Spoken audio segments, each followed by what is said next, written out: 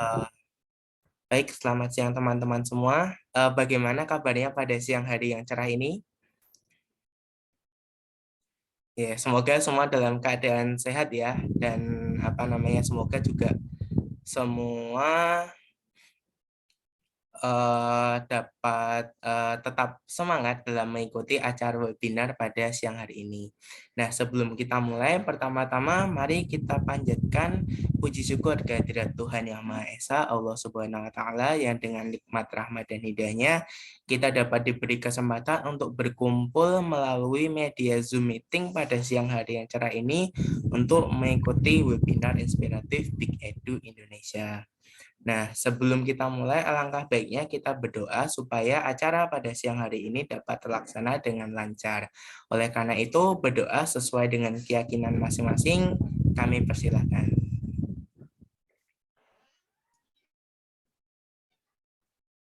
Baik, berdoa tidak dibatasi.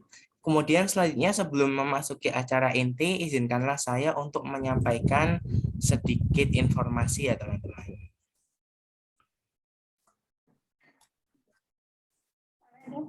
Oke, baik, apakah sudah terlihat untuk PPT-nya teman-teman? Oke, baik.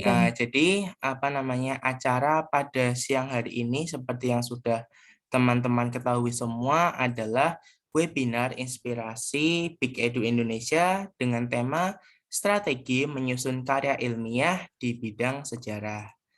Nah, sebelumnya perkenalkan nama saya Hafiz Hoshi Al-Farisi di Edu Indonesia. Saya adalah Public Relation Officer dan pada kegiatan webinar siang hari ini saya akan membersamai teman-teman semua selaku moderator dari awal hingga akhir acara seperti itu. Nah, di sini saya ingin menjelaskan sedikit mengenai apa itu Big Edu Indonesia. Nah, jadi Big Edu Indonesia sendiri merupakan lembaga pelatihan dan konsultasi riset dengan para mentor profesional, di mana Big Edu Indonesia sendiri termasuk startup yang sudah dibina oleh LIPI atau Lembaga Ilmu Pengetahuan Indonesia atau yang sekarang sudah berganti nama menjadi BRIN sejak tahun 2019. Jadi Big Edu Indonesia sendiri menyediakan berbagai layanan mengenai riset yang tentunya digawangi atau dibimbing oleh para mentor yang profesional di bidangnya, mulai dari LIPI ataupun lembaga riset lainnya yang terkemuka di Indonesia seperti itu. Lalu layanan apa saja yang ada di Edu Indonesia? Nah, yang pertama kami menyediakan layanan berupa free webinar atau webinar gratis seputar riset dengan tema yang tentunya sudah kami rancang sehingga sesuai dengan permasalahan umum yang biasa teman-teman alami di dunia riset di Indonesia. Nah, free webinar ini biasanya kami selenggarakan rutin selama 1 bulan sekali, sehingga bagi teman-teman yang ingin mengikutinya dapat stay tune di Instagram kami, yaitu @bigeduindonesia, di mana webinar ini gratis dan materinya akan kami share setelah webinar selesai seperti itu teman-teman. Lalu layanan yang kedua adalah bimbingan untuk persiapan kompetisi riset nasional. Jadi bagi teman-teman yang ingin mengikuti berbagai kompetisi riset di bidang nasional dapat menghubungi kami sehingga kami dapat menyediakan layanan bimbingan yang tentunya mentor-mentornya adalah mentor-mentor yang berpengalaman dan profesional sesuai dengan bidang riset teman-teman seperti itu. Nah, layanan selanjutnya adalah layanan mentoring atau bimbingan tugas akhir, di mana bagi teman-teman yang sedang menyusun skripsi ataupun disertasi ataupun tugas akhir yang lain sebagainya, itu dapat menghubungi kami sehingga kami dapat menyediakan layanan mentoring yang tentunya akan dibimbing oleh mentor-mentor yang profesional, mulai dari peneliti yang sudah berpengalaman di bidangnya ataupun memang dari mahasiswa yang sudah lulus dan memiliki rekor pengerjaan tugas akhir yang cukup bagus seperti itu. Lalu layanan selanjutnya adalah mentoring publikasi jurnal. Jadi kami juga menyediakan layanan bagi teman-teman yang ingin melakukan publikasi jurnal, baik itu jurnal nasional maupun jurnal internasional, di mana dalam mentoring publikasi ini tentunya juga didampingi oleh mentor yang sudah berpengalaman, baik itu peneliti dari Indonesia sendiri atau peneliti yang sudah bertaraf internasional seperti itu.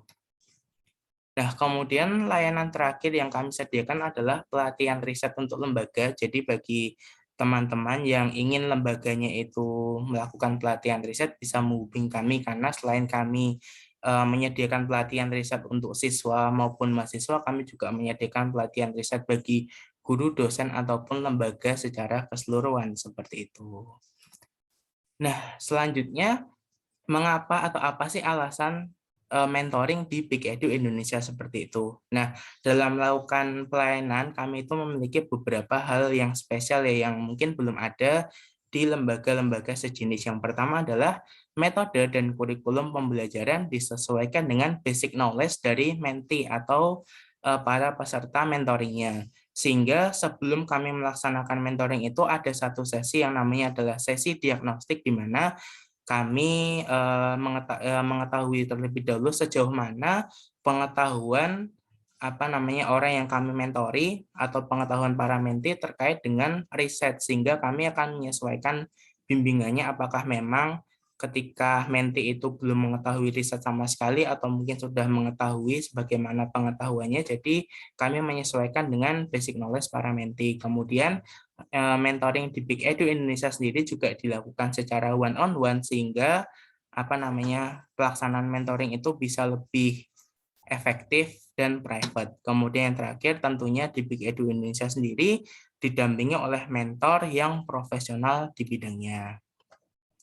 Lalu selanjutnya adalah pembelajaran langsung pada proyek riset para mentee. Jadi ketika melakukan mentoring di Big Edu Indonesia itu tidak harus urut ya dari awal kemudian tengah akhir, tetapi juga langsung menyesuaikan bagaimana proyek yang dibutuhkan oleh para mentee seperti itu, sehingga tidak terjadi pengulangan-pengulangan materi yang tidak perlu. Dan kemudian yang terakhir adalah adanya sharing session, di mana selain melakukan mentoring, nanti juga ada sharing session antara peserta dengan para mentor, sehingga diharapkan dapat saling membelajarkan dan dapat saling memperluas pengetahuan satu sama lain seperti itu.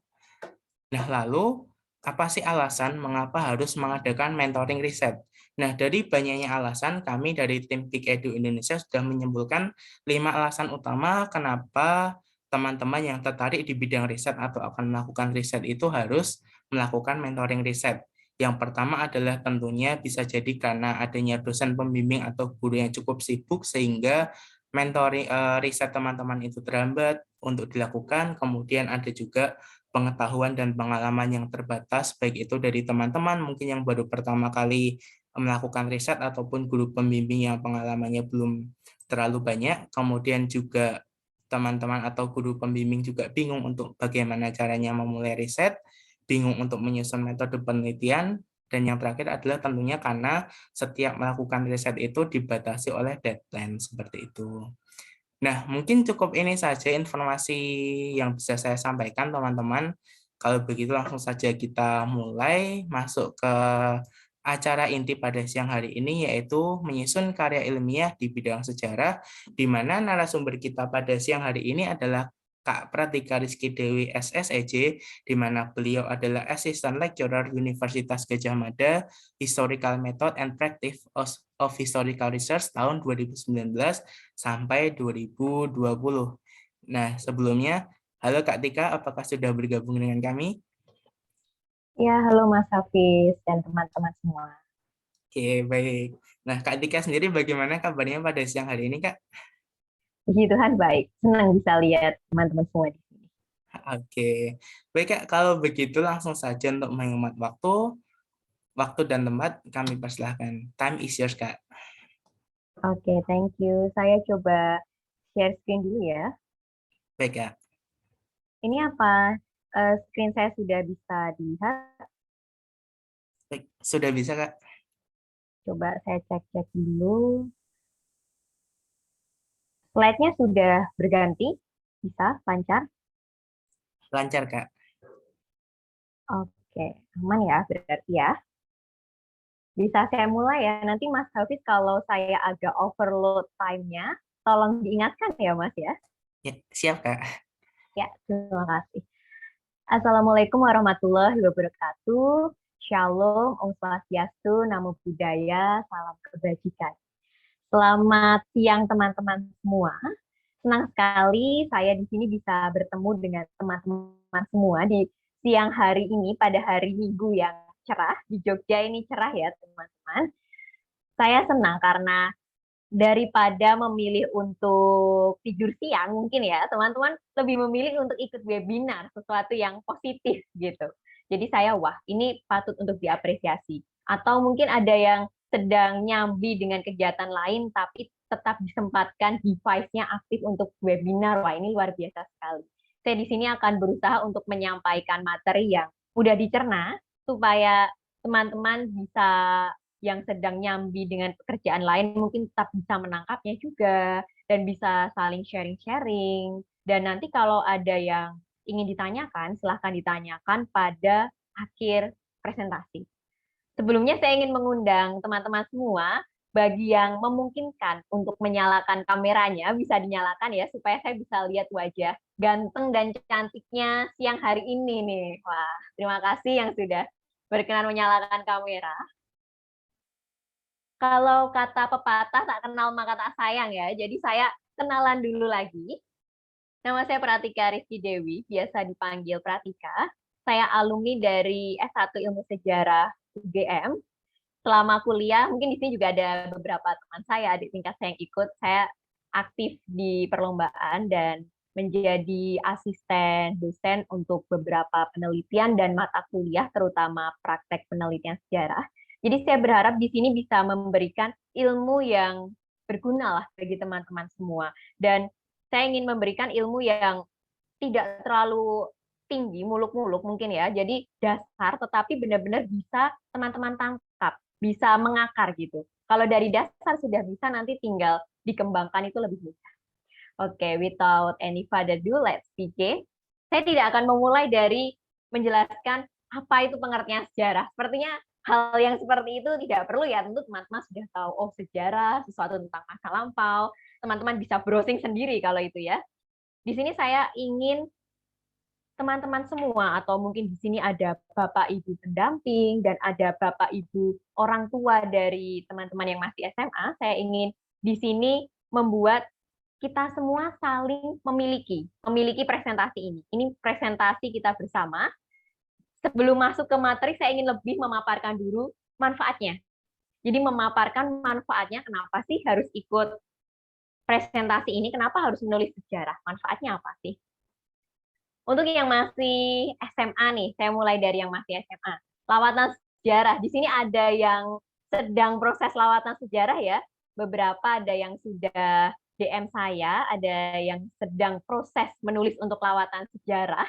Nah, ini untuk teman-teman SMA ini sangat-sangat kesempatan ya. Di tiap region ada, di Jawa Tengah ada, di Jogja ada, Jawa Timur ada. Ini nanti kalau bisa ikut lawatan sejarah, bahkan tidak perlu harus menang juara satu, tidak perlu. Nanti sertifikatnya itu bisa dipakai untuk masuk ke jurusan ilmu sejarah. Wah, promosi nih saya ya, promosi terselubung ya. Mau masuk jurusan sejarah UGM bisa, kampus lain juga bisa, tapi ini berguna lah intinya. Jadi apa yang akan saya sampaikan ini berguna untuk kedepannya bagi teman-teman SMA yang memang punya prospek sana.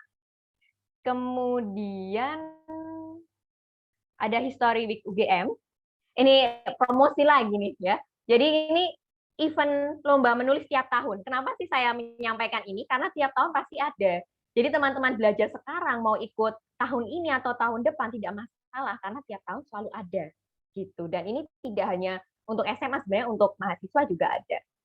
Kemudian Bulan Pahlawan ini punyanya UNES, Universitas Negeri Semarang. Ini juga tiap tahun selalu ada.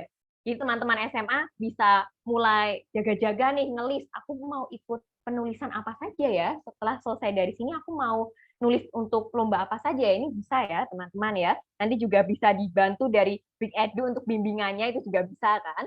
Ini tiap tahun ada, bahkan saya dari SMA, berapa tahun yang lalu ya, wah, saya dari SMA itu saya sudah ikut Bulan Pahlawan UNES. Lomba pertama kali yang saya menangkan, lomba penulisan sejarah, itu di Bulan Pahlawan UNES. Waktu itu langsung juara satu. Wow. Ya tidak terlalu susah ya, karena SMA kan tingkatnya. Jadi selama teman-teman berusaha menulis dan itu karya teman-teman sendiri, pasti bisa kok. Nanti kita belajar bareng-bareng. Ini UNY, Universitas Negeri Yogyakarta, itu juga ada lomba sejarahnya juga, menulis. Itu tiap tahun pasti ada. Wah, ini lomba sejarah ini laris ya, tiap tahun ada ya, karena ada Hari Pahlawan. Jadi tiap tahun pasti ada kegiatan. Kemudian opsi Olimpiade Penelitian Siswa Indonesia. Ini foto saya masih SMA, masih belum maaf ya teman-teman ya. Jadi ini tiap tahun juga ada, walaupun namanya diganti, ada yang opsi kompetisi Olimpiade, kemudian opsi, tapi bentuknya tetap sama. Dan di dalamnya ada sejarah juga. Ini tingkat nasional yang mengadakan Kemendikbud. Dan dari sinilah juga asalnya kenapa saya masuk di jurusan Ilmu Sejarah UGM. Sertifikatnya ini berguna ya teman-teman ya. Ini kita main realistis saja. Jadi saya ingin menyemangati teman-teman dengan sesuatu yang realistis lah, tidak berbunga-bunga, tapi memang ada buktinya, dan saya di sini buktinya juga. Next, teman-teman yang perguruan tinggi nih, wah, saya banyak melihat adik-adik tingkat saya di sini ya. Lomba karya tulis ini Universitas Negeri Malang itu tiap tahun ada. Di tahun 2019 waktu saya ke sana, saya menjuarai di Universitas Negeri Malang itu 2 tahun berturut-turut, 2018 dan 2019. Kemudian Universitas Indonesia juga ada, dia juga tiap tahun selalu diadakan, tidak pernah libur. Saya di sana juga 2 tahun berturut-turut, juara di 2019 dan 2020. Juara bertahan ya, saya ya bertahan tuh karena waktu itu pandemi jadi belum lulus-lulus, makanya masih lomba. Bulan Pahlawan UNES ini juga seperti yang saya sampaikan untuk tingkat perguruan tinggi ada, jadi tidak hanya SMA. Histori Olimpia Unpad ini dari Bandung, Universitas Pajajaran. Waktu itu saya ikut tapi online, jadi nggak ada fotonya. Kemudian ini penelitian bersama dosen. Jadi kalau perguruan tinggi ini saya paham. Teman-teman pasti kuliahnya sudah padat, tugasnya banyak. Ini saya sangat paham ini. Kalau tugasnya sudah banyak, kuliahnya sudah padat, tidak bisa ikut lomba, nggak masalah. Ketika kita perguruan tinggi kan goals kita sudah berbeda. Kalau SMA goalsnya ke perguruan tinggi, ingin diterima masuk kuliah dulu nih. Nah kalau perguruan tinggi goalsnya kan pengen kerja pasti ya. Jadi kita harus juga punya achievement, pencapaian yang realistis nih. Yang realistis itu apa sih? Ikut penelitian bareng dosen. Ini di sini saya jadi asisten peneliti. Ini salah satu teman saya yang ada di sini juga asisten peneliti. Ini namanya ada, orangnya juga ada di sini. Jadi ini penting untuk pengalaman kita gitu loh. Kita bisa berjejaring dengan dosen, dan ini kan buku. Kebanyakan buku jurnal ini kan abadi. Jadi sampai kalian sudah lulus, sampai kalian tua nanti pun nama kalian akan dikenang gitu. Ini akan sangat bermanfaat untuk karir kedepannya gitu. Masuk CV, lakulah masuk CV. Masyarakat umum. Ini ada Konferensi Nasional Sejarah. Ini tiap tahun selalu diadakan dan tidak harus orang sejarah ya, tidak harus lulusan sejarah, itu nggak harus. Ini teman saya yang di sini namanya Ardan Cahya Widayat. For your information, dia adalah lulusan STAN. Wah, lulusan STAN akuntansi ya, itu aja bisa nulis sejarah loh.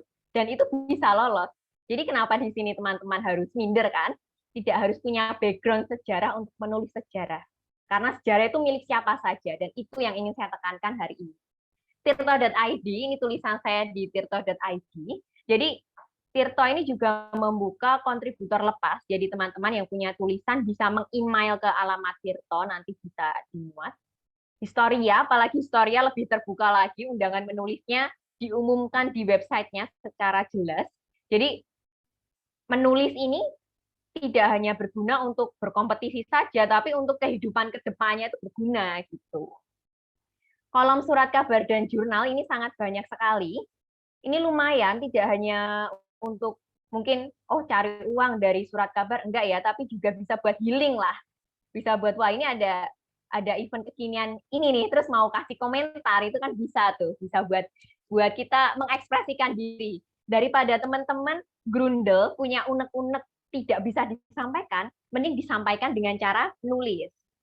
Dan simposium, ini simposiumnya Kesultanan Yogyakarta, ini juga tiap tahun, dan tidak harus orang sejarah. Jadi sekali lagi sejarah ini punya semua orang, tidak harus orang sejarah bisa ikut event sejarah. Ini ada Mas Fajar Wijanarko, dia tuh abdi dalam. Abdi dalam kan belum, ya dia tahu sejarah, tetapi kan berbeda dengan orang sejarah, itu saja bisa ikut, bisa menulis.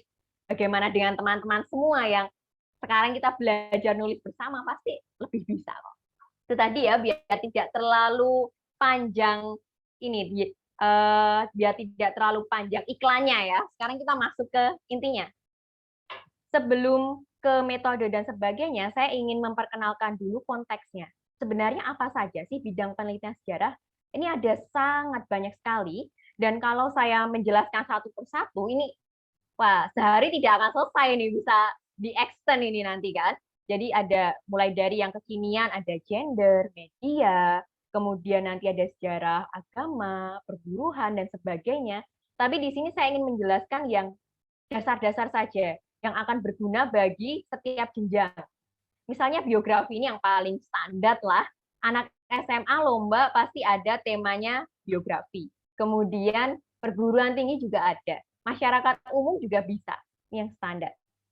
Nah, di sini saya ingin mengasah rasa teman-teman terhadap karya sejarah. Jadi tidak ingin menyampaikan materi, tetapi ingin lebih ke mengajak untuk merasakan sebenarnya bagaimana sih karya sejarah yang baik, bagaimana sih yang bisa dikatakan itu adalah karya sejarah. Jadi kalau teman-teman sudah bisa merasakannya, nanti kalau nulis pasti lancar. Misalnya, kalau hanya R.A. Kartini saja, apakah bisa disebut sebagai karya sejarah? Kan belum tentu ya. Kita tidak tahu ini R.A. Kartini bagian apanya. Apakah kehidupannya dari lahir sampai meninggal, atau mungkin tulisannya, atau mungkin bisa jadi refleksi populer, kekinian. Kan juga bisa. Kalau seperti ini, biografi R.A. Kartini 1879 sampai 1904. Ini bisa ya disebut tulisan sejarah. Jadi subjeknya jelas, tahunnya jelas, dan ini berarti dari lahir sampai meninggal, jadi biografi yang lengkap, yang utuh. Tapi kalau misalnya nih teman-teman merasa terlalu berat nih kalau saya pengen menulis biografi, tetapi utuh, dari lahir sampai meninggal itu terlalu berat, terlalu panjang. Saya ingin bagian khususnya. Bisa tidak ya Mbak nulis bagian khususnya saja? Oh tentu bisa. Misalnya peran dan pemikiran Kartini 1898 sampai 1904. Berarti ini hanya menjelaskan Kartini ketika remaja, ketika beliau mulai menulis surat-suratnya. Itu tidak masalah. Jadi jangan dipikir kalau biografi itu harus dari lahir sampai meninggal ya. Itu bukan seperti itu, tapi bisa kita ambil satu bagian khusus saja yang benar-benar kita soroti di kehidupan orang tersebut. Selanjutnya ada yang bidang sosial ekonomi. Depresi ekonomi. Nah, jelas ya teman-teman ya, ini belum bisa disebut sebagai tulisan sejarah. Kenapa? Kan kita tidak tahu ini depresi ekonomi kapan, ini di mana, kita tidak tahu. Kemudian depresi ekonomi 1930. Ini bisa ya disebut tulisan sejarah, tapi ada tapinya nih. Wah, mentang-mentang ada tahunya jadi sejarah, oh, bukan begitu juga. Bisa, memang bisa, tapi ini masih belum lengkap. Kenapa? Kita tidak tahu ini depresi ekonomi di mana. Apakah di Indonesia kah atau yang dulu disebut Hindia Belanda atau di negara lain, kita tidak tahu.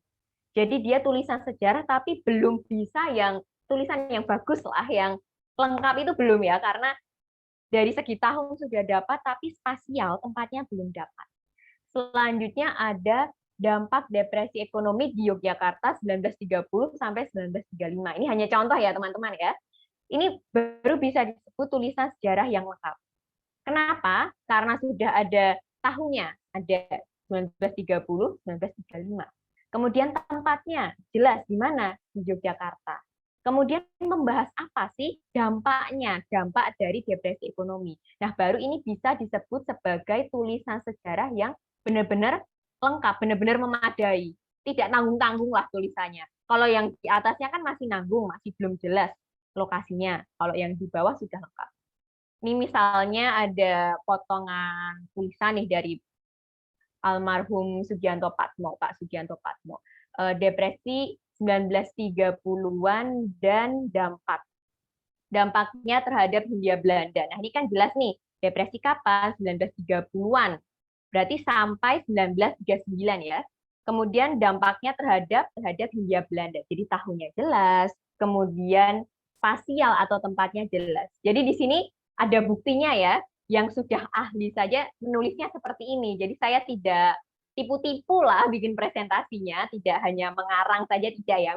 Memang pakemnya seperti ini, pakem dalam penulisan sejarahnya seperti ini, dan teman-teman semua harus bisa merasakannya. Begitu. Ini ada satu lagi nih yang mau saya bahas. Dua sih, lokal dan heritage. Kenapa saya memilih lokal dan heritage untuk dibahas? Karena ini yang paling sering keluar, tema yang paling mainstream untuk anak SMA, apalagi, dan untuk mahasiswa ini juga tema yang mainstream. Beberapa kampus biasanya cari tema yang mudah, supaya apa? Supaya banyak pesertanya. Jadi ini sering dipakai, makanya saya sampaikan. Kalau misalnya kita membahas sejarah lokal, membahas sekaten di Yogyakarta, bagus. Tapi kalau hanya sekaten di Yogyakarta, ini sekaten kapan? Ini sekaten apanya yang dibahas? Apakah benar-benar sekaten secara keseluruhan? Jangan-jangan judulnya sekaten di Yogyakarta, tapi yang dibahas makna filosofis, gitu kan? Jadi ini masih terlalu general, terlalu ngawang-ngawang kalau bahasa Jawanya. Tidak bisa kita bayangkan isinya apa. Nah, ini makna filosofi sekaten di Yogyakarta. Ini jelas bukan tulisan sejarah ya, ini bisa jadi tulisan antropologi, bisa jadi tulisan filsafat, berat nih makna filosofi. Nah, tapi kalau sekaten di Yogyakarta pada awal abad 20, nah ini bisa menjadi tulisan sejarah. Sampai sini makin kerasa ya teman-teman ya, tulisan sejarah itu yang seperti apa. Jadi tanpa saya harus menjelaskan, oh tulisan sejarah terdiri dari bla bla bla. Teman-teman sudah bisa merasakan ya, seperti apa sih tulisan sejarah yang bagus. Nah, tadi kan ada contoh 1930 sampai 1935, itu tahunnya fix ya. Kalau misalnya teman-teman tidak atau belum tahu tahunnya yang fix, bisa buat seperti ini juga pada awal abad 20. Itu kayak, kalau bagi saya, itu semacam hack life untuk mensiasati kalau kita masih bingung tahun. Bingung tahun nih, udah mendekati deadline. Terus harus segera ngumpulin. Ini gimana? Siasati aja pada awal abad 20 gitu. Itu cara mensiasatinya. Ini bukan saya ngajarin teman-teman yang SMA ngajarin jelek, ini bukan ya. Ini saya ngajarin bagaimana trik mudahnya ya. Karena kadangkala kita tidak bisa langsung dapat tahun yang pas. Jadi begini adalah trik mudahnya. Heritage, Candi Borobudur. Nah, ini candi apanya? Candi Borobudur yang mana? Apa yang dibahas? Reliefnya kah? Atau renovasinya? Atau penemuannya? Kan kita tidak tahu. Kemudian reinterpretasi nama Candi Borobudur. Rumit ya teman-teman ya ini. Saya ngambil contohnya juga, kalau ngambil contohnya yang bukan sejarah, saya mengasal. Reinterpretasi nama Candi Borobudur ini malah bisa jadi tulisan antropologi mungkin, tulisan teman-teman dari bahasa dan sastra juga bisa. Nah, gimana kalau tulisan sejarah, Mbak? Renovasi Candi Borobudur 1900 sampai 1911. Jelas kan, makin terasa kan, oh ini tulisan sejarah nih. Mau bahas apa? Renovasi Candi Borobudur. Candi Borobudur di mana ya? Tidak perlu dijelaskan, pasti orang sudah tahu ya. Candi Borobudur ada di Magelang. Atau di sini masih ada yang ini, masih ada yang aliran Candi Borobudur di Yogyakarta, ngaku nih, pasti masih ada nih aliran seperti itu. Saya masih beberapa kali menemukan kalau ditanya Candi Borobudur di mana? Oh, di Jogja. Bukan ya, Candi Borobudur di Magelang ya, teman-teman ya.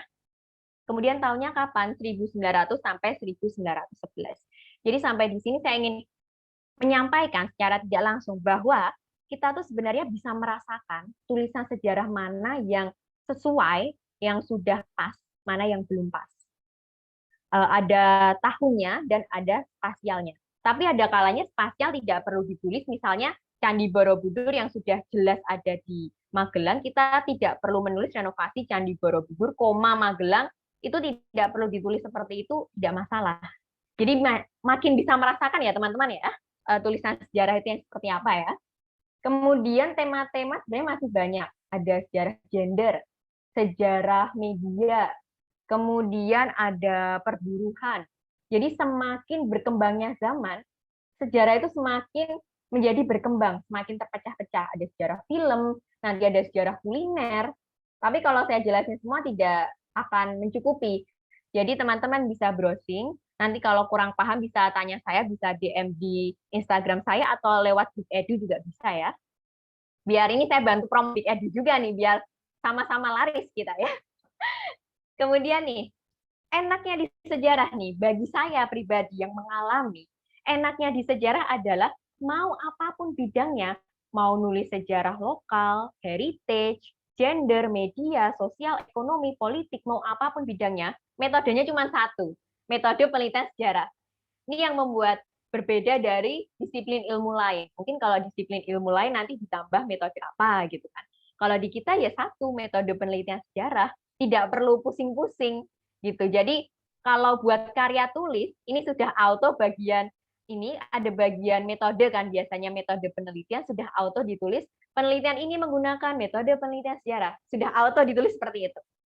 Nanti perkara kalau sosial misalnya ditambah teori sosial, ekonomi ditambah teori ekonomi, itu urusan yang lain, itu nanti bisa dijabarkan. Tapi metode pakemnya, utamanya itu cuma satu, metode penelitian sejarah. Ini saya ambil dari bukunya Pak Kunto yang memang yang paling mudah dipahami, anak SMA saja bisa paham, mungkin anak SMP pun juga bisa paham bukunya Pak Kunto.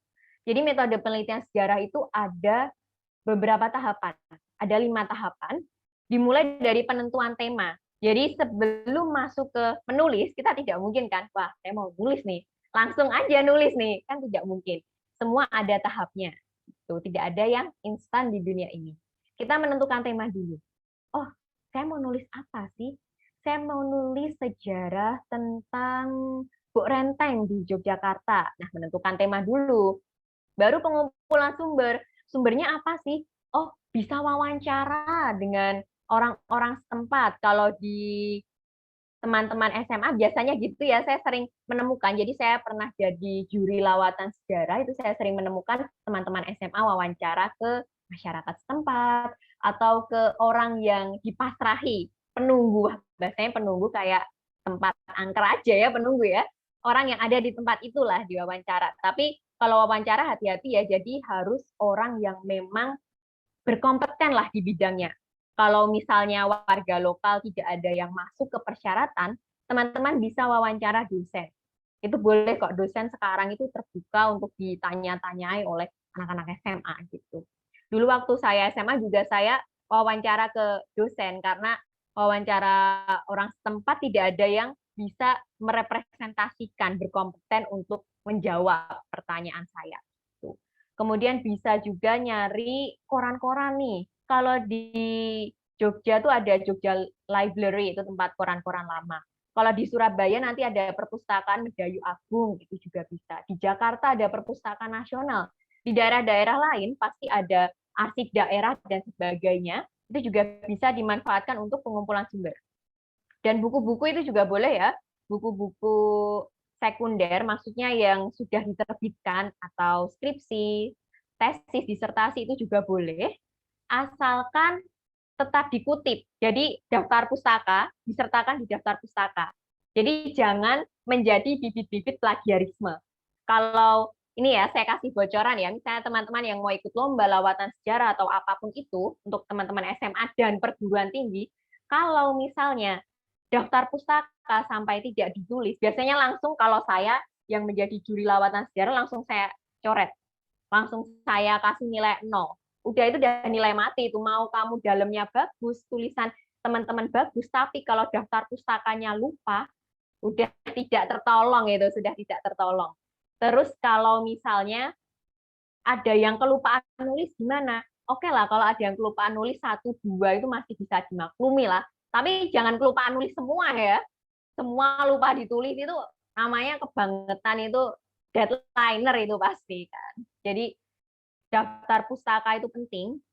Jadi teman-teman dari pengumpulan sumber itu langsung udah di list ya. Oh ini aku sumbernya dapat dari sini, dapat dari sini. Oh ini paragraf ini dapat dari koran tanggal sekian. Biar apa? Biar nanti ketika sudah selesai menulis itu nggak bingung lah ini tadi dapat dari mana. Tinggal di copy saja catatan itu ke daftar pustaka gitu. Kemudian kritik. Ini kritik jangan membayangkan kritik yang apa ya, yang susah gitu, jangan ya. Kritik itu sesederhana teman-teman melihat apakah sumber teman-teman itu asli. Misalnya koran nih, korannya asli nggak? Ada nggak gitu kan? Maka dari itu, ketika teman-teman membaca buku, nah kemudian ada sejenis footnote. Footnote itu catatan kaki ya teman-teman, yang di bawah. Ini saya coba buka buku, ini ada footnote-nya gitu, ada catatan kaki di bawah. Kemudian itu teman-teman cari nih, cari beneran ada nggak sih bukunya? Bukan teman-teman ngopi paragraf ini terus footnote-nya juga ikut di-copy, bukan ya. Tapi yang dicari footnote-nya. Bukunya yang di catatan kaki ini berguna banget dalam kritik. Kenapa? Jangan-jangan penulis buku ini atau penulis tugas akhir ini bisa jadi dia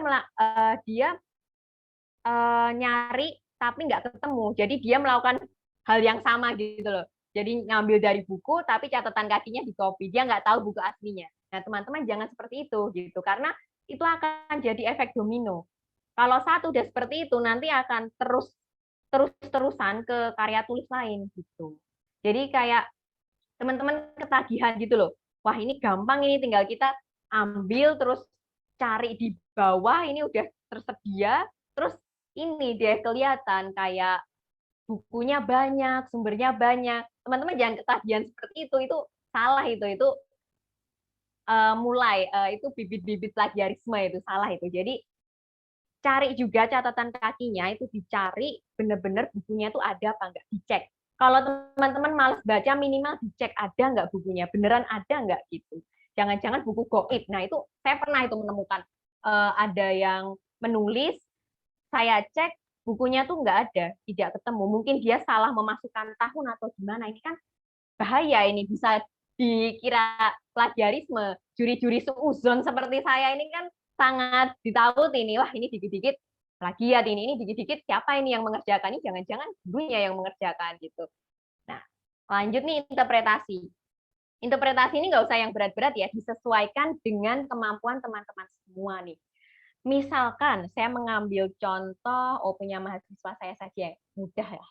Saya mengambil contoh ini, ada mahasiswa adik tingkat saya yang mengerjakan tentang kriminalitas pada masa depresi ekonomi. Nah, interpretasinya gimana sih? Misalnya nih, menemukan koran yang membahas tentang pencuri tahun 1930. Nah, teman-teman bisa melihat konteksnya. Tahun 1930 itu tahun apa? Oh, tahun depresi ekonomi. Depresi ekonomi itu gimana sih? Perusahaan serba susah, pabrik-pabrik itu serba susah, makanya terjadi PHK, pemutusan hubungan kerja. Nah, karena apa? Orang butuh makan, ya kan? Terus akhirnya mereka mencuri. Makanya pada tahun 1930 kriminalitas tinggi, pencurian marak. Itu bisa dicari ya di koran ya, itu memang ada. Jadi cara interpretasinya seperti itu. Koran ini ngomongin apa? Ngomongin pencurian. Jangan terus langsung ditulis pencurian gitu. Jangan, tapi dilihat konteksnya. Oh, pencurian tahun segini tahun apa sih? Oh, tahun susah-susahnya ekonomi. Lah emang kalau susah ekonomi gimana? Oh, orang-orang kena PHK makanya mencuri. Nah, jadi ada sebab akibat kronologis gitu. Ada sebab akibat. Kan tidak mungkin ya tiba-tiba ada pencurian gitu, tidak mungkin. Pasti ada sebabnya. Kenapa sih? Nah, itu bisa teman-teman lakukan di interpretasi. Jadi ini mengasah keponya teman-teman ya. Teman-teman ini kepo nggak sih kalau nemuin sumber apa cuman oh ya udah ada sumber bilang A ya aku nulis A. Enggak, coba keponya diasah. Sebenarnya sejarah itu ilmu tentang bertanya. Semakin kita terus bertanya, semakin kita bisa menghasilkan tulisan yang bagus, yang sebab akibatnya jelas, bukan tiba-tiba ada A gitu, enggak, tapi ada sebabnya. Nah, setelah interpretasi, setelah semua langkah itu tadi, jangan lupa ditulis. Kan percuma ya, udah nentuin tema, udah ngumpulin sumber, udah kritik, udah interpretasi, tapi nggak ditulis, itu percuma kan ya. Jadi jangan lupa untuk ditulis, penulisan sejarah. Untuk struktur saya tidak ingin membahas itu, karena di tiap event itu berbeda-beda. Kalau lawatan biasanya sudah ada kriterianya, misalnya harus pendahuluan, nanti ada permasalahan, metode, pembahasan, dan kesimpulan, itu ada yang seperti itu, atau ada yang strukturnya hanya kayak esai biasa, cuman pembukaan, pembahasan, penutup, itu juga ada. Struktur itu berbeda-beda tergantung keperluannya. Jadi kalau saya bahas satu-satu kan tidak mungkin ya, karena tergantung keperluannya. Jadi di sini intinya penulisan sejarah adalah kalau menulis, teman-teman harus hati-hati, harus diusahakan kronologis, runtut, sebab akibatnya itu jelas, seperti yang sudah saya sampaikan tadi. Sebab akibatnya jelas. Selama sebab akibatnya jelas, tulisan teman-teman bisa diterima. Seperti itu. Sekarang nih, biasanya yang paling susah itu bagian awal. Kan di dalam hidup ini yang paling susah itu seringnya adalah mengawali.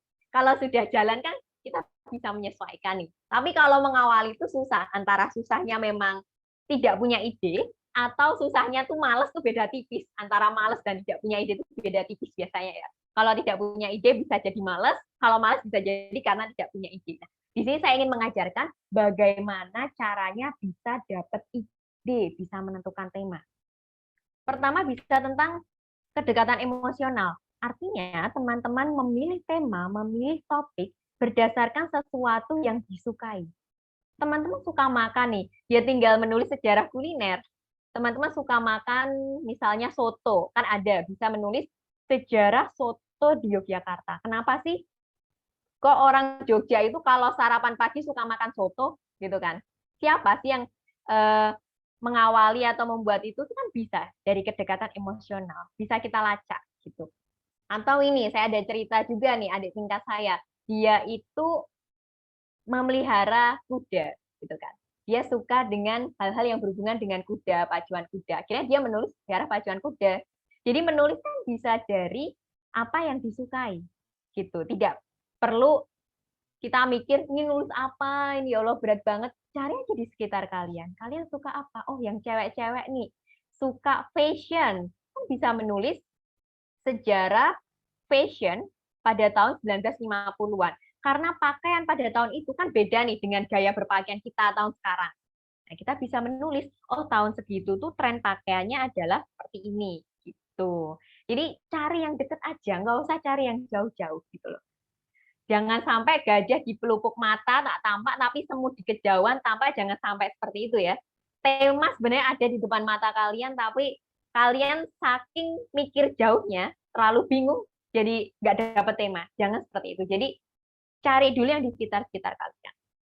Nah, kalau udah mencari yang di sekitar kalian, tapi tetap clueless, tidak punya ide, itu bisa cari dengan literature. Jadi banyak-banyakan sumber, banyak-banyakan buku. Buku apa sih yang paling banyak tersedia? Oh, paling banyak bahas tentang R.A. Kartini. Ya kita bahas Kartini saja, cuma nanti dibuat beda. Misalnya kita bahas khusus bagian suratnya saja, atau khusus bagian ketika dia mulai punya ide atau memberontak kepada ayahnya atau seperti apa gitu. Jadi kita bisa menentukan tema juga bergantung pada sumbernya, ketersediaan sumber.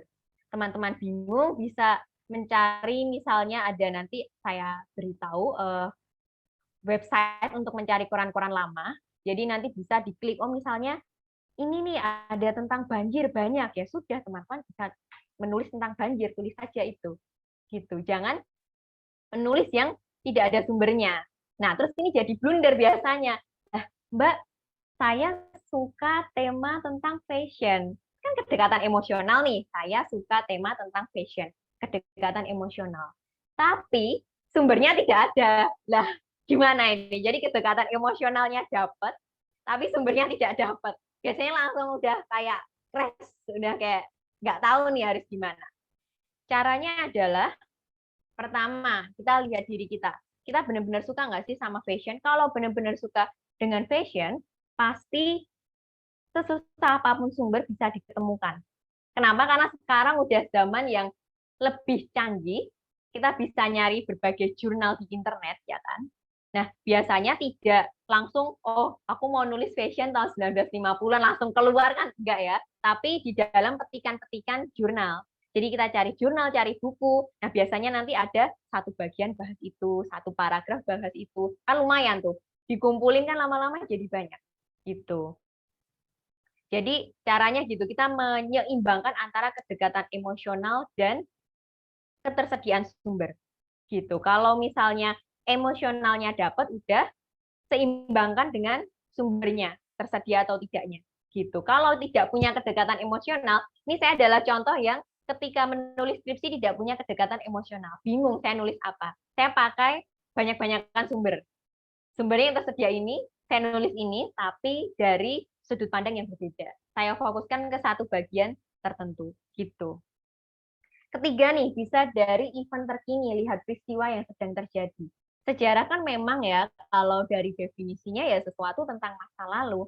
Tapi kalau kita pikir-pikir, sebenarnya dari event terkini yang terjadi sekarang ini itu bisa ditarik ke belakang, bisa ditarik. Karena semua hal di dunia ini ada sejarahnya, ya kan? Semua hal di dunia ini ada sejarahnya. Kita mau ngambil misalnya ada sejarah meja, sejarah buku, semuanya ada kok. Sejarah matematika, sejarah filsafat, semua ada. Gitu. Semua hal di dunia ini ada sejarahnya. Jadi event terkini, apa yang sekarang ini sedang terjadi, itu bisa kita tarik sejarahnya. Gitu. Misalnya yang sedang terjadi sekarang ini apa ya? Saya sedang prihatin dengan kejadian yang menimpa keluarga Pak Ridwan Kamil yang anak pertamanya tenggelam di sungai, sungai di Swiss. Itu kan event terkini nih. Nah, ini bukannya kita mencari keuntungan dari pemalangan orang ini, bukan ya. Saya bukan ngajarin seperti itu ya, teman-teman. Tapi di sini bisa jadi sumber ide kita gitu. Oh, di luar negeri sana ada yang tenggelam nih, ada yang pernah tenggelam karena berenang. Nah, kalau di Indonesia ada nggak sih yang pernah kena kasus seperti itu? Gitu. Misalnya di tempat wisata mana ada nggak sih? Nanti kan bisa jadi kita menulis sejarah pariwisata. Nah, dari event terkini itu kan kita dapat ide. Nah, di sini saya ingin khusus membahas event terkini yang lebih apa ya, lebih menggambarkan. Kalau tadi ngawang-ngawang saya saja nih barusan langsung ngomong oh pikiran. Biasanya kalau yang kedekatan emosional dan banyak-banyakan sumber, ketersediaan sumber ini tidak perlu dijelaskan lagi karena memang di logika pun sudah bisa, teman-teman sudah paham.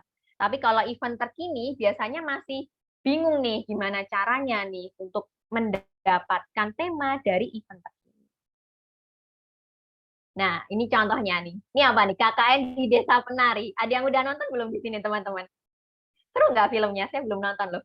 Kalau mau nge-spoilerin saya boleh banget ya ini ya, saya belum nonton. KKN di Desa Penari ini ternyata bisa jadi tulisan ya.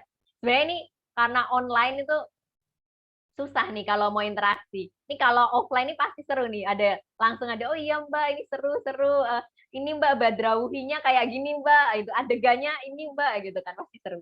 Tapi karena memang ya ini ada plus minusnya ya kalau online bisa menjangkau teman-teman dari mana saja. Jadi it's okay. KKN di Desa Penari ini bisa jadi tema sejarah loh. Sejarah KKN bisa kalau ada yang mau nulis ya. Sejarah Desa Penari jangan nanti teman-teman hilang nanti bingung nanti ada KKN Desa Penari di dua nanti jangan ya teman-teman. Bukan itu maksudnya ya. Jadi setelah nonton KKN di Desa Penari ada nggak sih teman-teman yang kepikiran tiba-tiba ada pertanyaan-pertanyaan yang muncul di kepala. Kenapa sih hantu itu didominasi oleh perempuan, ya kan? Kenapa kok kebanyakan hantu itu perempuan? Kita sebut aja ada nih yang Badrauhi itu ya dari KKN Desa Penari. Sebelumnya juga ada kuntilanak, suster ngesot, ya kan? Kemudian ada apa lagi? Banyaklah hantu perempuan itu. Tapi kalau hantu laki-laki paling ya pocong. Pocong pun ada pocong perempuan juga, gitu kan. Terus suster ngesot yang cowok emang pernah ada ya? Kita kan nggak pernah dapat film suster ngesot cowok ya kayaknya ya. Semua cewek ya. Kenapa sih hantu itu harus didominasi perempuan? Emang perempuan itu mengerikan gitu kan? Kan kita bisa bertanya dari situ. Nah, terus sejak kapan sih muncul tren hantu itu didominasi perempuan? Nah, ini mulai masuk ke pertanyaan yang agak menyejarah nih kan. Sejak kapan sih hantu itu didominasi oleh perempuan? Apa ada satu masa khusus yang mengindikasikan sesuatu misalnya kenapa sih kok film pada masa itu hantunya harus perempuan? Oh, karena ini. Yang paling ikonik misalnya Susana ya, itu yang paling ikonik. Biasanya lintas generasi tahu. Bapak Ibu pendamping di sini pasti tahu ya Susana ya. Jadi saya biar tidak merasa tua lah di sini. Teman-teman pasti ada yang tahu juga Susana gitu kan. Kenapa sih kok hantu itu perempuan gitu?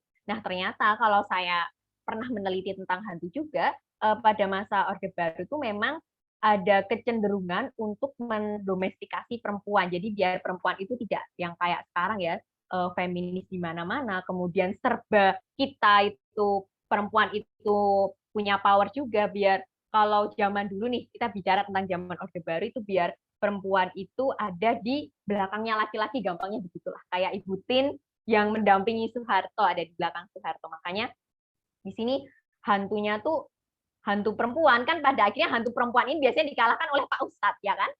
Bukan oleh Bu Ustazah, itu bukan, tapi Pak Ustadz. Jadi bagaimana perempuan ini dikalahkan, ditaklukkan oleh laki-laki gitu. Seru kan teman-teman? Ternyata kalau dilihat-lihat ada loh sejarahnya. Bisa-bisanya orang kepikiran kayak gitu kan. Ini dulu saya pernah lomba di Universitas Indonesia, ini tahun 2020 pas pandemi. Saya nulis film horor dan Ustadz. Alat merebut simpati rakyat pada masa Orde Baru. Jadi Orde Baru ini kan kalau meme-memenya ya teman-teman pasti tahu memesnya Orde Baru. Piye enak zamanku toh ya kan.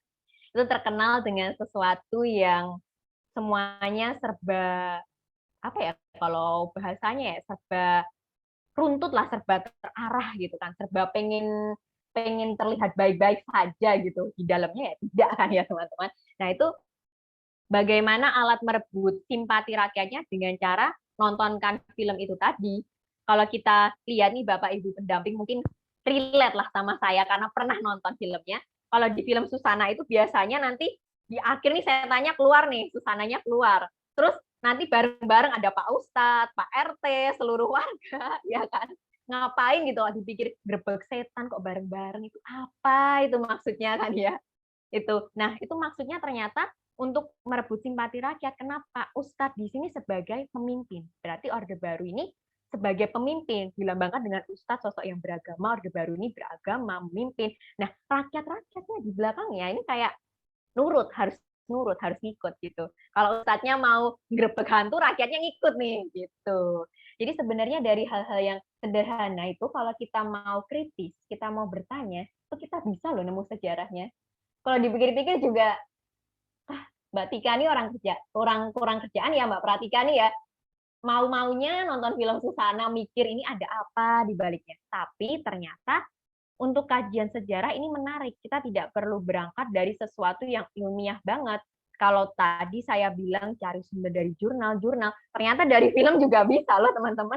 Nonton film juga bisa jadi tulisan sejarah loh teman-teman. Gitu. Selanjutnya nih. Ini yang lagi tren banget. Mau di Ayun ya. Wah, ini diam berprestasi, bergerak menggelar resepsi nih kalau memesnya ya mau di Ayundia ya. Nah, dari mau di Ayundia ini juga bisa jadi tulisan sejarah loh teman-teman.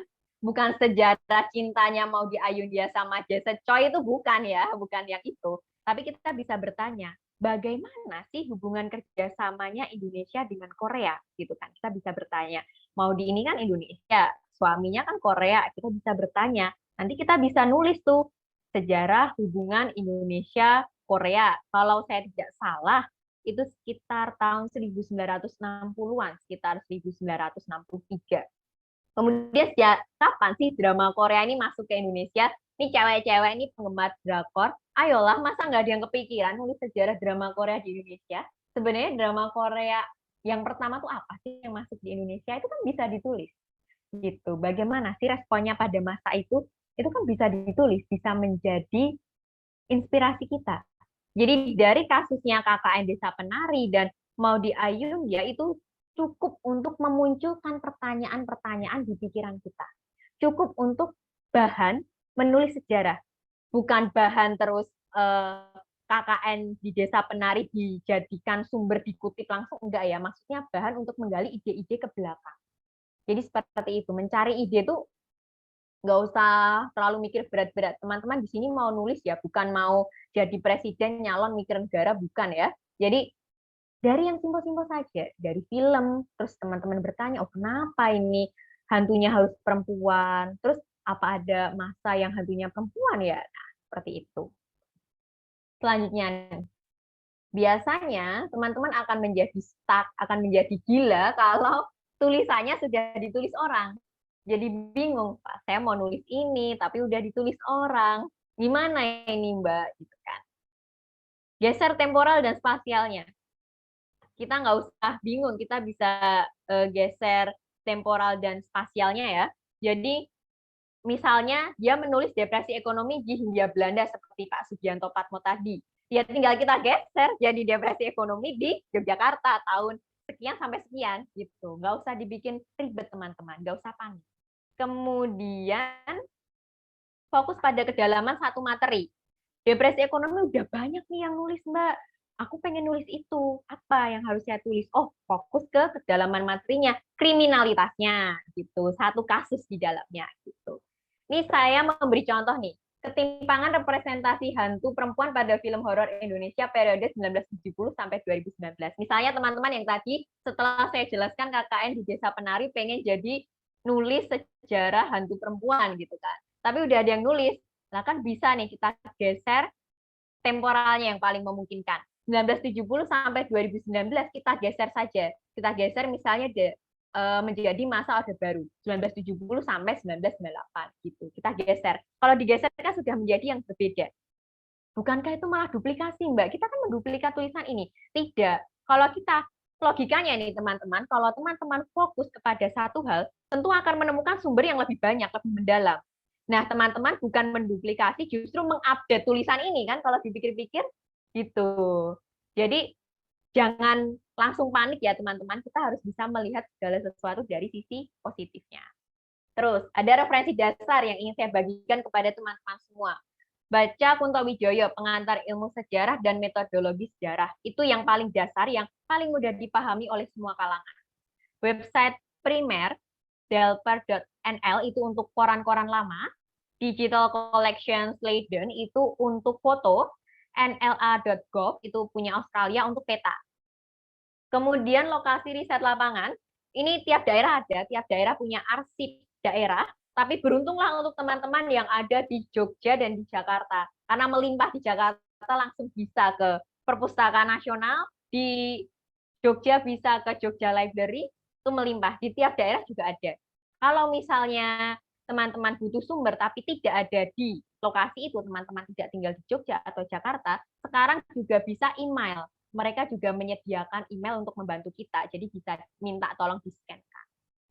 Nah, ini karena sudah di warning nih oleh tim Big Edu nih, ini saya langsung menuju ke kesimpulan. Jadi ingat teman-teman, kesempatan untuk menulis sejarah ini banyak. Siapa saja punya kesempatan. Yang masih SMA boleh, yang masih kuliah boleh. Penelitian dosen terbuka teman-teman. Kemudian masyarakat umum yang sudah lulus, bingung mau kerja apa, boleh nulis sejarah. Sejarah itu untuk semua orang. Long life, sampai kapanpun kemampuan menulis sejarah ini bisa dipakai. Kalaupun teman-teman bukan orang sejarah, bukan orang yang mendalami bidang sejarah, kalau mau nulis di koran kan atau di jurnal, kita kan biasanya mengawali dari sejarahnya dulu ya kan, baru masuk ke depannya, misalnya ke penelitian kontemporernya sekarang. Jadi sejarah ini long life, dipakai kapan saja, di mana saja, sangat bermanfaat. Semua ada sejarahnya. Jadi jangan pernah bingung mencari tema karena semua tema, semua topik bisa dijadikan tulisan seperti yang saya sampaikan tadi. Ada beberapa kedekatan tadi dan selalu bisa ditulis. Jangan panik, selalu ada celah untuk menulis ya teman-teman. Seperti yang sudah saya ajarkan tadi. Kalau sudah ditulis, kita cari celahnya dengan geser-geser itu tadi. Jadi itu saja yang ingin saya sampaikan. Kalau ada pertanyaan kita bisa diskusi lebih lanjut. Kalau mau diskusi lebih mendalam, mungkin malu nih di sini ada teman-teman Big Edu, ada dosen pembimbing aku nih malu bisa kirim lewat email atau DM Instagram gitu ya. Terima kasih. Wassalamualaikum warahmatullahi wabarakatuh.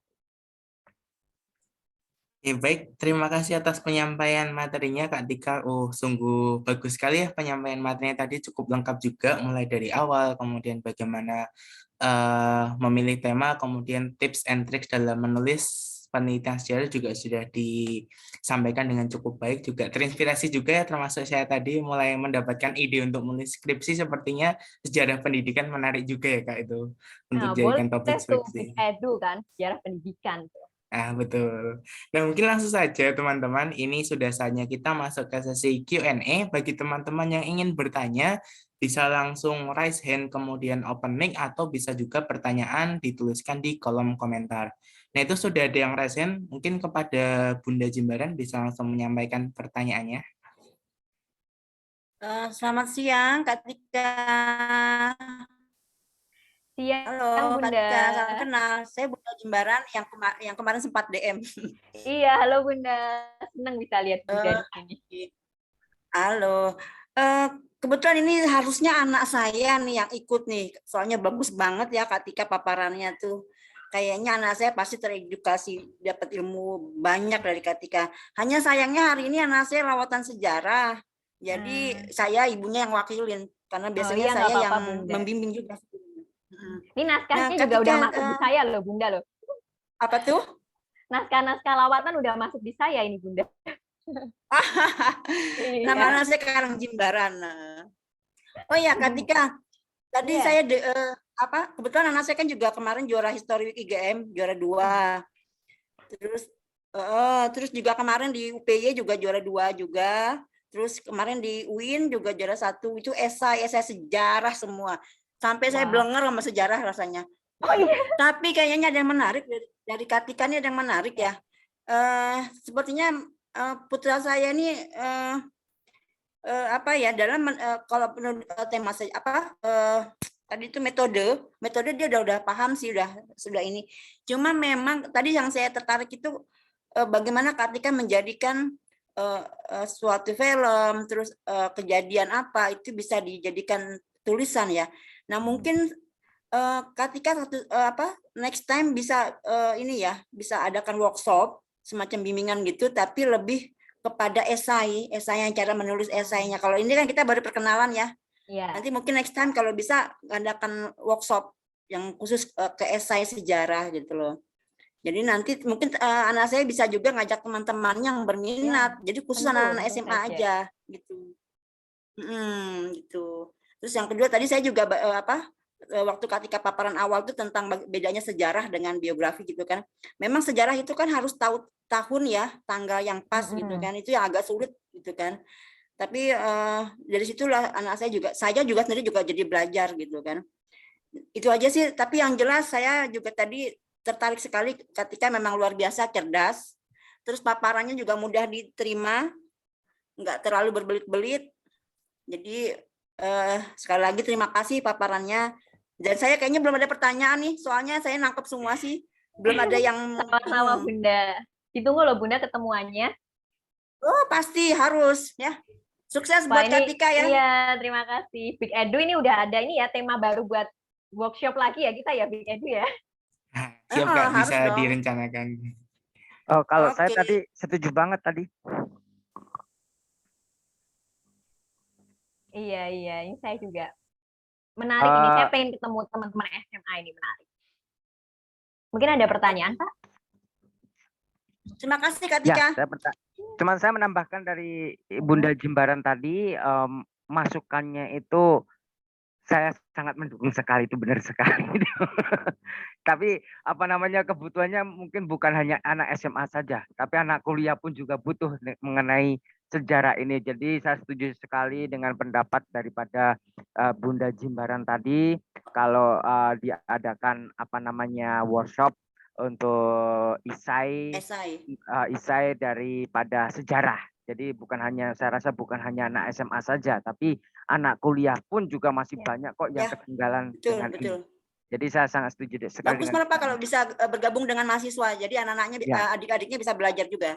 Ya, itu saya setuju sekali, dan ini luar biasa juga Bunda Jimbaran. Terima kasih. Ya, apalagi sejarah ini setiap tahun pasti ada eventnya. Jadi sangat long life lah. Setiap tahun ada eventnya pasti. Ini untuk kesempatan untuk merebut prestasi itu banyak ya Bunda dan Pak Julius, itu banyak sekali. Oke, terima kasih Kak Tika. Iya, sama-sama Bunda, sama-sama Pak Julius. Ini adakah yang mau sharing mungkin, bertanya atau bagaimana? Silahkan teman-teman, bisa langsung open. Oh, itu sebenarnya ada yang raise hand Kak. Oh ya, dari atas silahkan. Nama Rashid Komarul, silahkan. Baik, terima kasih atas kesempatannya.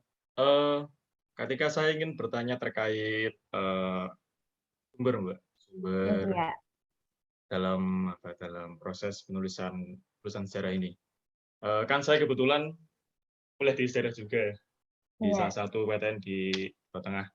Itu kan sependek yang saya tahu, kalau sumber-sumber terkait skripsi di beberapa kampus kan terbatas ya Mbak. Maksudnya terbatas untuk non akademisi di kampus tersebut. Nah, kalau dari Mbak Tika sendiri, apakah ada tips Mbak untuk untuk istilahnya mengakali bisa mengakses skripsi tersebut, Mbak. Soalnya ya terkadang ketika saya menemukan sumber yang saya rasa bisa dijadikan untuk sumber sekunder dalam penulisan skripsi nantinya, itu tapi kok tadi terbatas karena tidak aksesnya tadi Mbak tidak bisa kita akses langsung gitu skripsinya. Ini itu aja Mbak dari saya. Terima kasih. Oke, ini langsung saya jawab saja ya, biar nanti kalau ada interaksi bisa lebih enak. Ini gimana nih cara mengakses sumber sekunder dari kampus lain? Ini menarik nih, soalnya saya juga suka butuh nih. Caranya yang paling mudah adalah pertama kita punya kenalan dulu nih, punya kenalan sama kampus lain dulu, itu yang utama ya pertama. Kalau tidak, biasanya kan itu ada tuh nama penulisnya. Zaman sekarang siapa sih yang nggak punya Instagram, yang nggak punya Facebook? Biasanya saya aktif cari di Facebook. Facebook itu semua orang pasti punya. Pasti semua orang pernah alay punya Facebook kan. Saya cari di Facebook di siapa tahu masih aktif. Saya DM, kalau di Facebook nggak ada ya saya lari ke Instagram atau yang lebih kekinian. Terus kalau misalnya mau sumber-sumber dari UGM nih, wah ini saya membocorkan UGM nih, maaf ya UGM ya saya segera lulus jadi nggak apa-apa nih. UGM bisa diakses umum loh, Dek, bisa diakses umum loh, Dek Rashid. Jadi skripsi di sejarah UGM itu bisa diakses umum dengan cara bukanya jangan pakai Chrome, bukanya pakai aplikasi namanya Pufin. Iya, Pufin. Jadi pakai Pufin itu terus ngeklik ke websitenya digital library-nya FIB di UGM, itu nanti skripsinya bisa dibaca online. Itu tinggal di screenshotin aja. Nanti kalau misalnya kurang jelas, nanti saya kasih panduannya ini aja ya, via personal aja ya. Jadi mulai dari downloadnya, kemudian apa yang diklik. Tapi kalau di UGM itu bisa diakses lewat Pufin. Ini belum banyak yang tahu, ini beneran belum banyak yang tahu karena belum banyak yang akses soalnya gitu kan. Aneh kan, apaan Pufin, aplikasi apa, itu bisa buat ngebobol. Ini bukannya saya ngajarin cara jelek ya, bukan ngajarin cara membobol ya, tapi kita juga harus pintar teman-teman gitu. Manfaatkan kecerdasan kita untuk membobol sumber. Ayo teman-teman gitu. Gitu ya Dek Rashid ya, cari kenalan atau dengan cara itu tadi ngehack websitenya gitu. Baik, Mbak Dika, terima kasih atas jawabannya. Iya.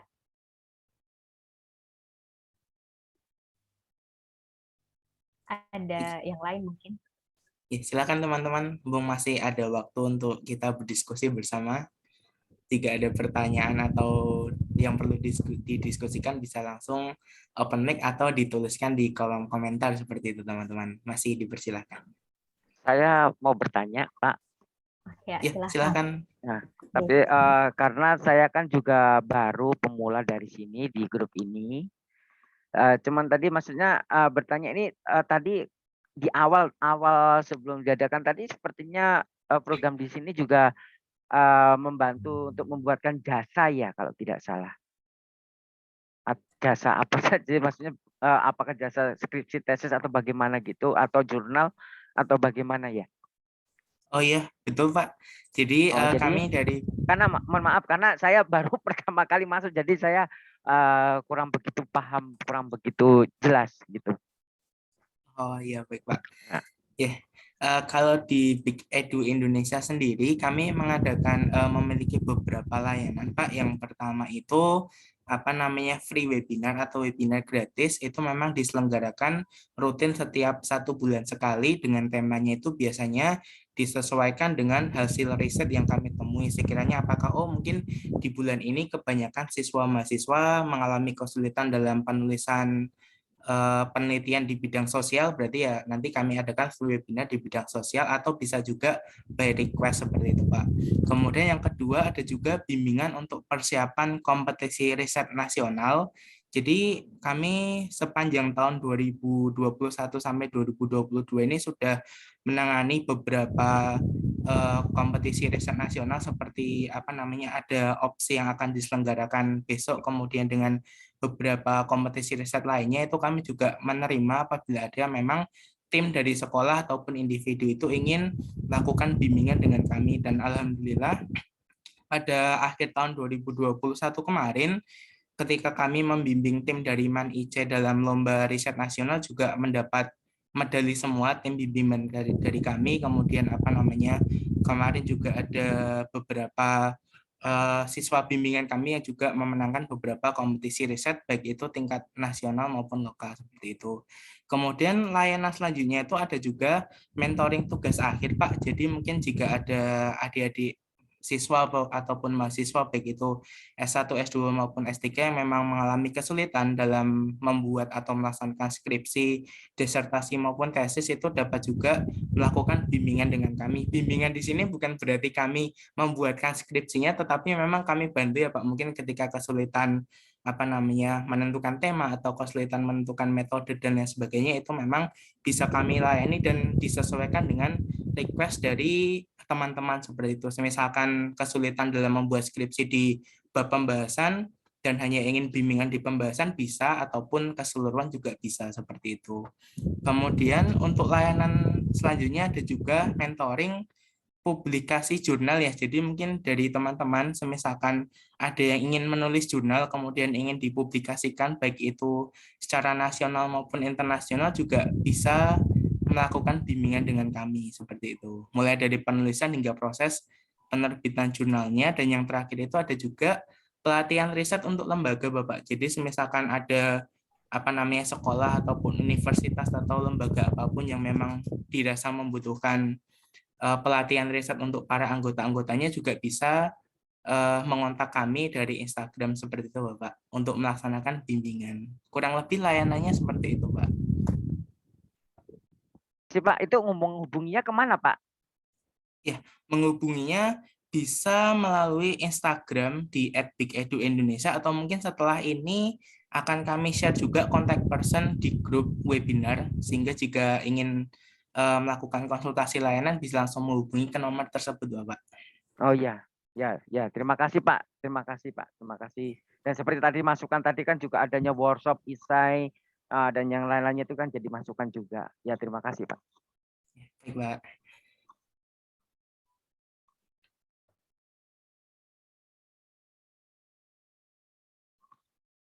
Ya, monggo teman-teman, masih ada waktu yang cukup banyak ini. Jika ingin berdiskusi atau ada pertanyaan, langsung saja. Atau malah ada yang udah punya tema, pengen dikritisi, wah. Langsung nih bisa nih praktek mengkritisi tema nih. Bisa Itu itu, monggo teman-teman. Katika mungkin berbagi pengalaman ketika mengikuti kompetisi, Kak. Itu yang belum kayaknya, berbagi pengalaman saat-saat mengikuti kompetisi.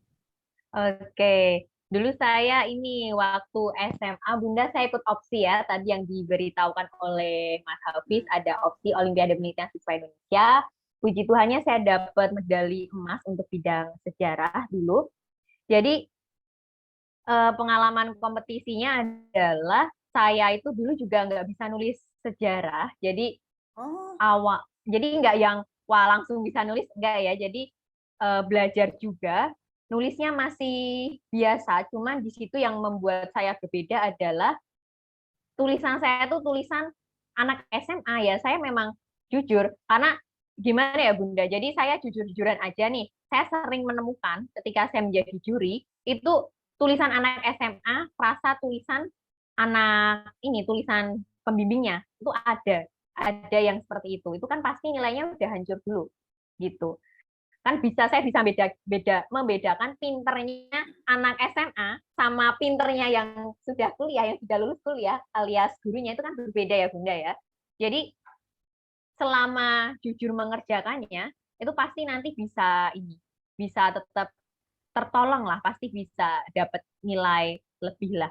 Saya dulu belajarnya ya dengan cara ini. Kalau dulu guru SMA saya kebetulan mungkin karena guru baru ya, tidak sibuk ya, itu belajarnya keras. Jadi setiap hari itu saya malam suruh nulis, pagi dikoreksi, dicoret-coret, revisi lagi gitu setiap hari. Itu untuk SMA. Tapi kalau untuk kuliah, karena sudah lebih mandiri, jadi saya benar-benar otodidak menyusun gaya penulisan saya sendiri itu waktu kuliah. Jadi jam terbang. Semakin sering saya nulis itu tulisannya semakin nanti sadar sendiri. Oh ini kok kurang ini, nanti diperbaiki gitu Bunda. Kalau jam terbang anaknya sudah bagus nanti akan menyadari sendiri gitu. Oke. Itu opsi tahun berapa ya, Kak? Opsinya tuh. Tahun 2015 ya, 2015. Oh, oke. Berarti sejarah waktu itu masih diperhitungkan ya, karena kalau sekarang kayaknya lebih Iya. ke inovasi ya, lebih ke IPA Iya yang kan? ditamakan. Iya, kan kalau opsi, kalau dulu ada bidang sosial humaniora dan ada saintek. Nah, sosial humaniora biasanya emasnya 4, nanti perak 4, perunggu 4, seperti itu kan. Sekarang Ya. 3. Nah, itu sekarang udah dikurangi semakin lama. Tapi setidaknya kan chance-nya kan lebih tinggi karena juara satunya berarti ibaratnya emas itu juara satunya tidak cuma 1, berarti ada 3 gitu. Iya. Gitu, Bunda. Mungkin ada yang mau malah sharing pengalaman. Saya juga sangat senang mendengarnya.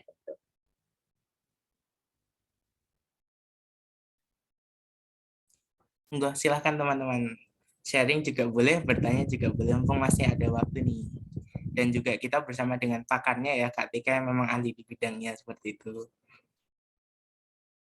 Iya, ini kalau misalnya ada yang mau bimbingan, boleh, silahkan. Mungkin kalau di sini mau mengutarakan malu, bisa chat saya pribadi, bisa DM Instagram, boleh. Tapi kalau untuk bimbingan intensif, saya tidak bisa menjanjikan, karena saya sehari-hari masih kuliah juga untuk lanjutan, masih kuliah dari pagi, dari jam 7 sampai jam 4, tapi setelah itu longgar, biasanya setelah itu saya akan membalas satu persatu gitu. Jadi santai saja, di sini saya dianggap seperti teman saja, kita semua seperti keluarga, karena kita tujuannya kan sama-sama untuk belajar gitu. Kalau nomor kontaknya berapa? Nomor kontaknya ini saya tulis di chat saja ya.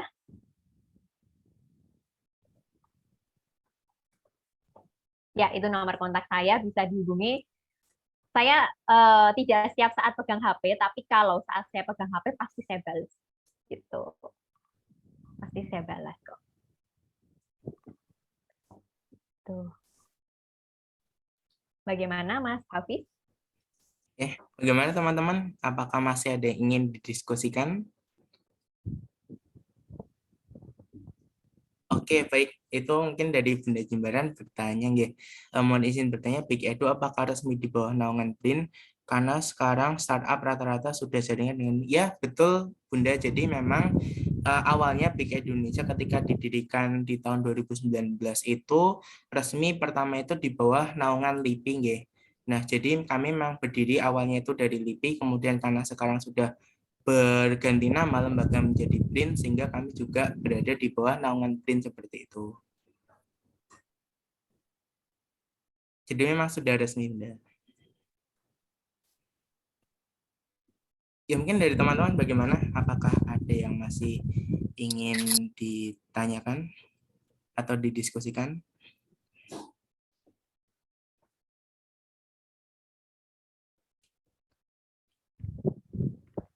Oke, baik, jika memang belum ada Kak, berhubung juga waktu sudah Coba saya mau menunjukkan. tanya sekalian Pak, coba.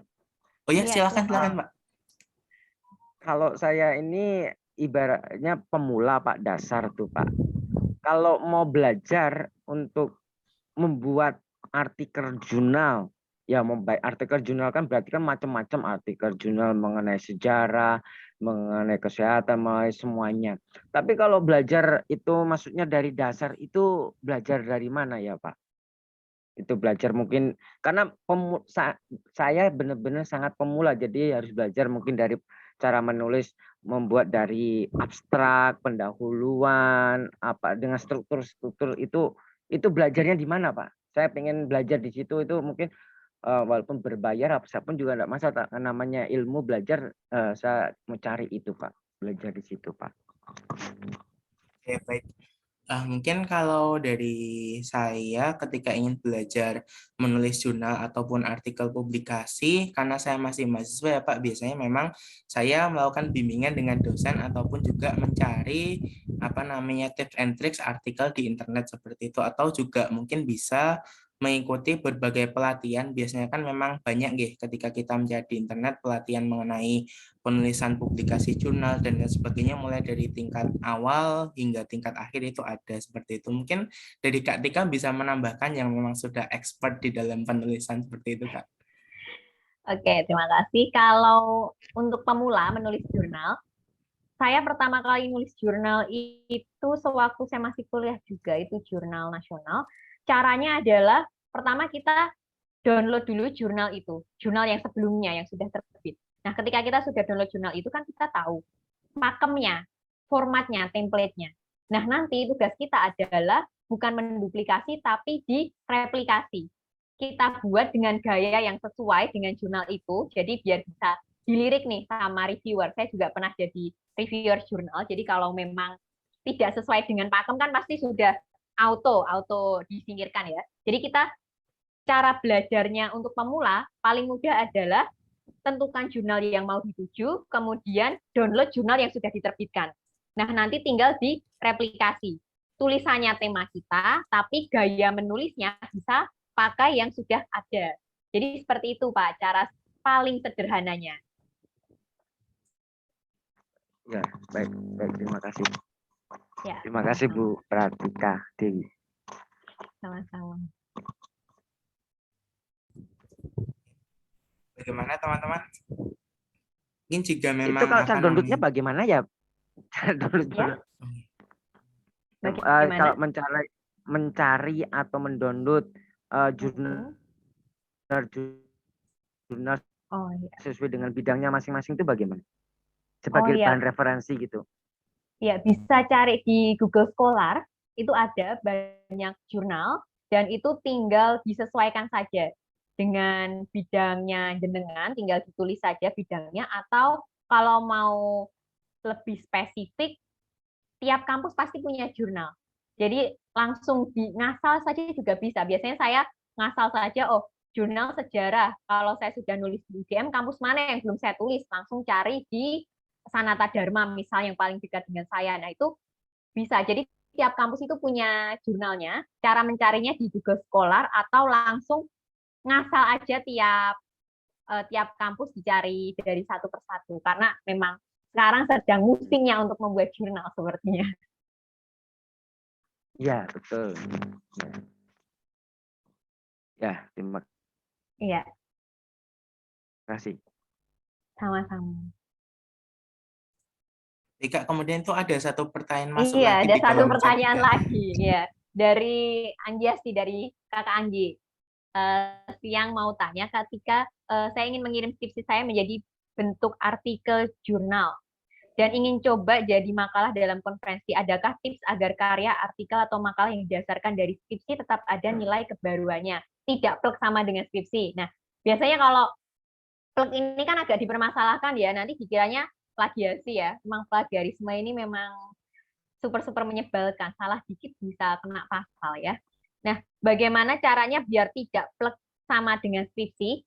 Kita bisa ambil satu bagian khususnya saja.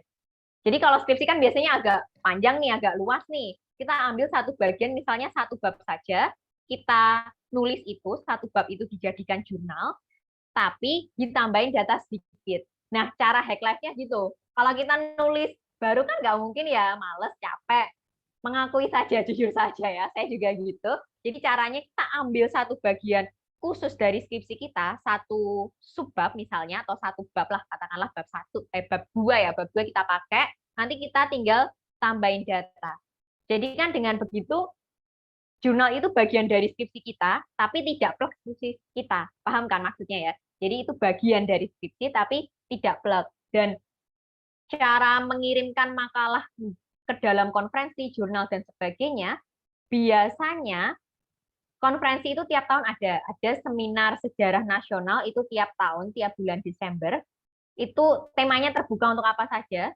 Jadi memang sebenarnya sudah ada tempatnya untuk mengirimkan. Tinggal nanti ketika ada updatean info, tinggal Kak Anggi bisa ngirimin langsung ke situ, atau ke yang jelas-jelas simposium tahunan. Misalnya seperti yang diadakan oleh Kesultanan Jogja, itu simposium tahunan ya, tiap tahun pasti ada. Pokoknya event-event tahunan itu menjadi sarana untuk kita ini kita memakai nih, daripada skripsi kita nganggur, kita pakai, kita presentasikan di event tahunan itu. Begitu. Jadi caranya adalah kalau tidak plug skripsi, tidak mau plug skripsi, caranya ambil satu babnya saja, kemudian ditambah sedikit data, itu udah membuat sebuah pembedaan yang berarti gitu. Kemudian kalau mau mengirim artikel jurnal dan makalah untuk konferensi, lihat list event tahunan, karena tiap tahun itu pasti ada gitu. Nanti bisa nanya ke saya juga boleh, kalau mau di list satu-satu. Nanti ini panjang banget ini, sampai jilid berapa ini nanti webinarnya gitu. Ini ada pertanyaan lagi ya, Mas Hafiz di chat. Ya, bagaimana tips-tips atau langkah-langkah membuat karya hasil penelitian skripsi yang kita buat menjadi karya berupa buku bacaan sejarah? Terima kasih. Oh, ini kalau mau nerbitin ya. Sekarang ada ini penerbit-penerbit independen. Itu ada, wah saya lupa sih namanya, saya lupa, tapi teman saya ada yang pernah menerbitkan buku di sana. Jadi sistemnya itu pre-order. Jadi kita nggak rugi, kita nggak modal dulu, kan ada kan ya penerbit yang minta kita modal dulu, bayar berapa kalau mau diterbitin, enggak. Kalau yang di penerbit yang itu saya lupa namanya, nanti kalau mau bisa chat saya. Itu dia sistemnya pre-order. Jadi naskah kita masukin ke mereka, nanti mereka ngasih catatan, terus kita edit, baru nanti dibuatkan pre-ordernya gitu. Nanti keuntungannya sistemnya bagi hasil. Itu kalau mau diterbitin jadi buku sejarah. Biasanya nanti setiap penerbit itu punya editornya masing-masing. Jadi kita kirim skripsi mentahan itu juga nggak apa-apa. Nanti dari mereka akan dibaca, oh saya tertarik untuk bab ini saja gitu, bisa nanti komunikasi gitu. Sekarang ada banyak kok langkah-langkah untuk menerbitkan. Penerbit-penerbit sekarang sudah menjamur, ada Lekesya, kan di penerbit-penerbit lokal terutama ya. Kita mulai dari lokalan dulu lah ya, baru nanti bisa ke penerbit nasional begitu. Bagaimana Kak Fitriani, apakah sudah terjawab pertanyaannya atau mungkin ada tanggapan? Masih diperbolehkan. Terima kasih, sama-sama. Baik. Nah, baik teman-teman, mengingat waktu yang sudah terbatas dan juga sudah menunjukkan pukul 2:35, mungkin untuk sesi tanya jawab bisa kita akhiri. Jika memang teman-teman ada yang ingin bertanya atau berdiskusi, bisa dilaksanakan setelah sesi ini selesai, baik itu menghubungi Kak Tika langsung atau berkomunikasi melalui grup yang sudah disediakan, seperti itu teman-teman. Nah, sekarang kita sudah masuk ke penghujung acara webinar pada siang hari ini. Saya selaku moderator, apabila memang ada salah kata selama mendampingi membersamai teman-teman, saya mohon maaf. Mungkin kita cukupkan sekian webinar pada siang hari ini. Semoga apa yang sudah kita bahas pada siang hari ini dapat bermanfaat dan memberikan kebermanfaatan baik bagi kita maupun masyarakat di sekitar kita, seperti itu. Mungkin cukup, terima kasih dari saya. Wassalamualaikum warahmatullahi wabarakatuh. Waalaikumsalam warahmatullahi wabarakatuh. Terima kasih. kasih teman-teman yang sudah Sebelum datang. meninggalkan, bisa kita lakukan dokumentasi terlebih dahulu ya teman-teman semua. Ya, Mungkin bagi terima yang kasih tidak semuanya. berkenan, bisa open cam terlebih dahulu.